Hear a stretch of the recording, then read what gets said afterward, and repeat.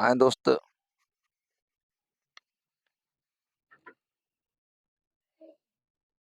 आज का कार्यक्रम चालू हो।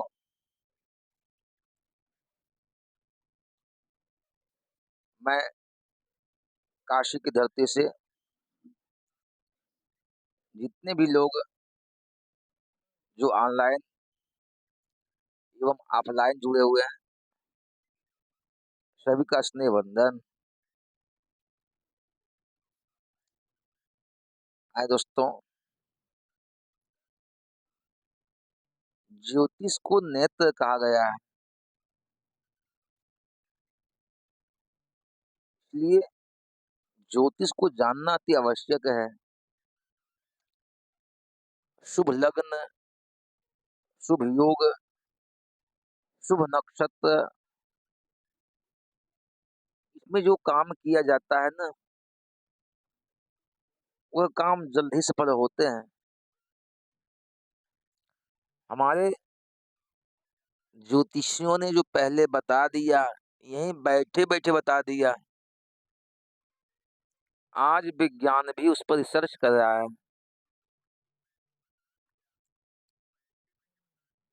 तो आए,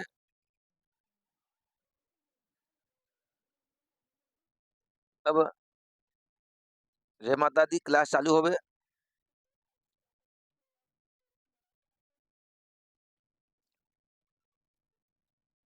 तो हमने कल बताया था कि योग योग 28 होते हैं।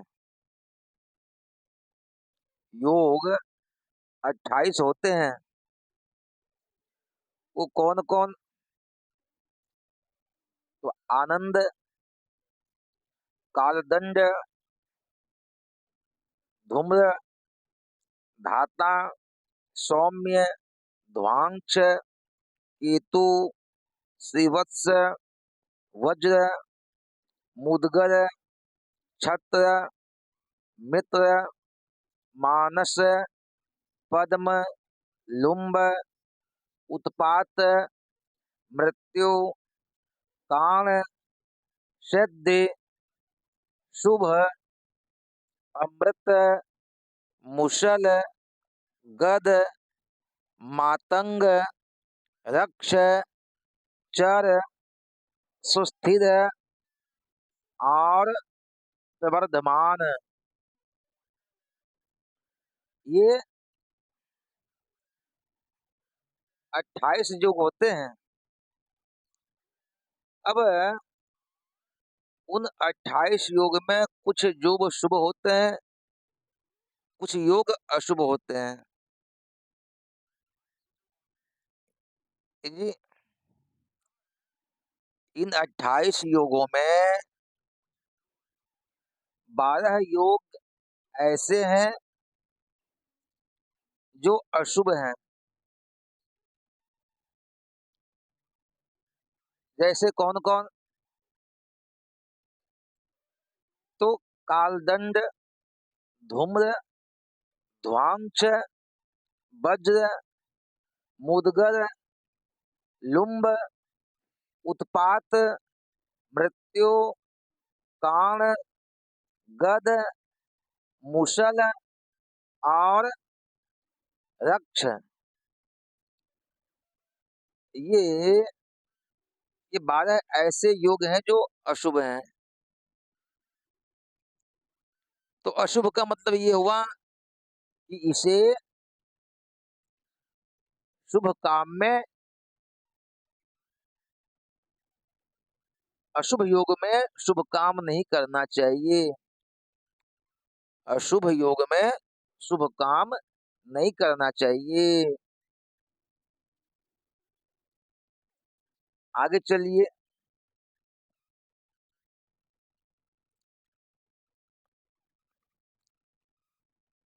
शुभ योग में शुभ काम करना चाहिए।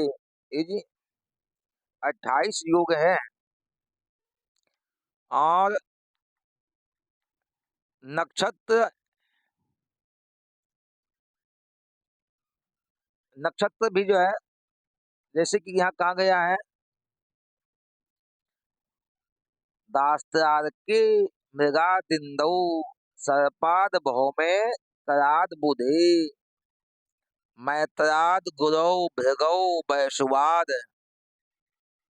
गणिया मंदी च बालुनाथ। अर्थात इसको आप ऐसे समझिए जैसे कि इतवार का दिन हो, अश्विनी नक्षत्र हो, आनंद आदि योग हो, ऐसे ही आगे भी समझिए। सब कुछ इस क्रम से गिनती करते हैं, ये सोमवार, मंगलवार, बुधवार, बृहस्पतिवार है ना, ये क्रम से ऐसे ही चलेगा।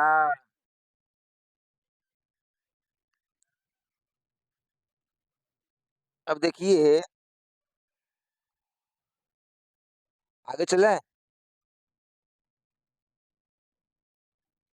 चलिए एक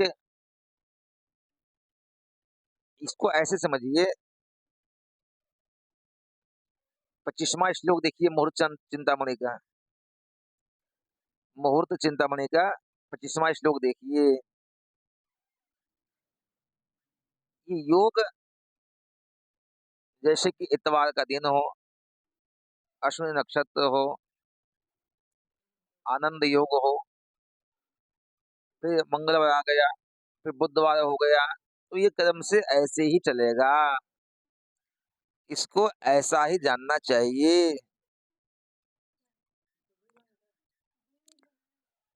अब देखिए योग दो ढंग का हो गए, शुभ योग और अशुभ योग। अब अब कहते हैं जो अशुभ योग है ना, उस अशुभ योग में कुछ ही घटती जो है ना वो खराब है, बाकी बात वो ठीक है। वह जो अशुभ योग है, इस अशुभ योग में भी कुछ ऐसे योग हैं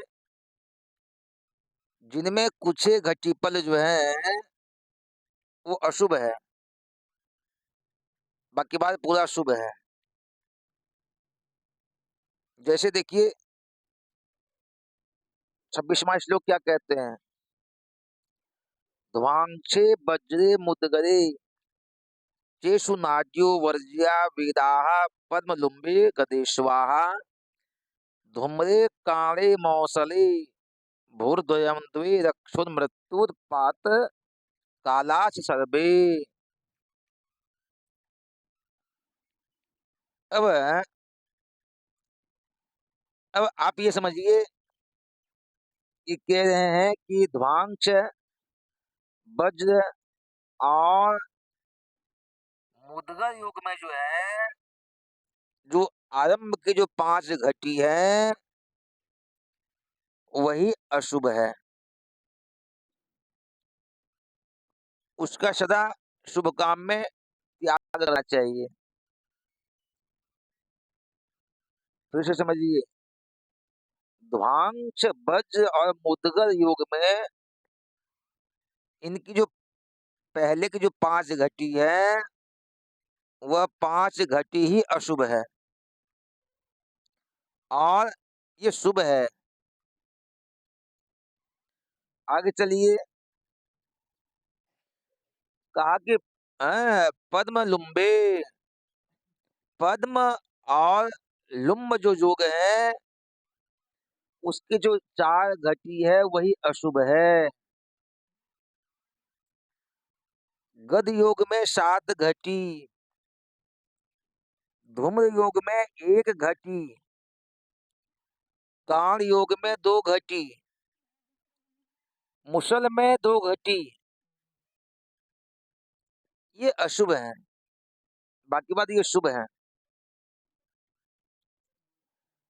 अब घटी मीन्स क्या होता है,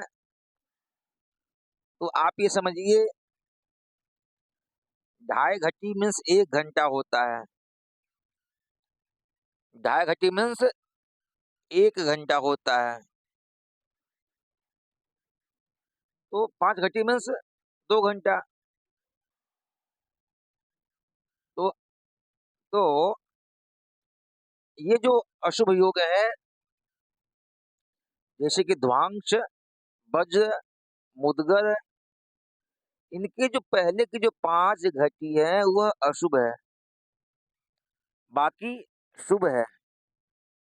और पद्म और लुम्ब की जो पहले की जो 4 घटी है शुरुआत की, वह अशुभ है। गद योग की शुरुआत की जो 7 घटी है, वो अशुभ है। धूम योग में 1 घटी और कांड योग में 2 घटी और मूषल योग में भी शुरुआत की जो 2 घटी है वही अशुभ है। तो ये जो घटी बताया गया है, इसमें इस अशुभ योग में शुभ काम नहीं करना चाहिए। दोस्त समझ गए? जैसा भी हो कमेंट के माध्यम से हमें बताएँगे, फिर आगे देखा जाएगा, फिर आगे कल चलेंगे। अब इतना ही आप लोग याद करें, तो याद रखना अति आवश्यक है, बाकी बात जो है मकान को तो चाहिए चाहिए।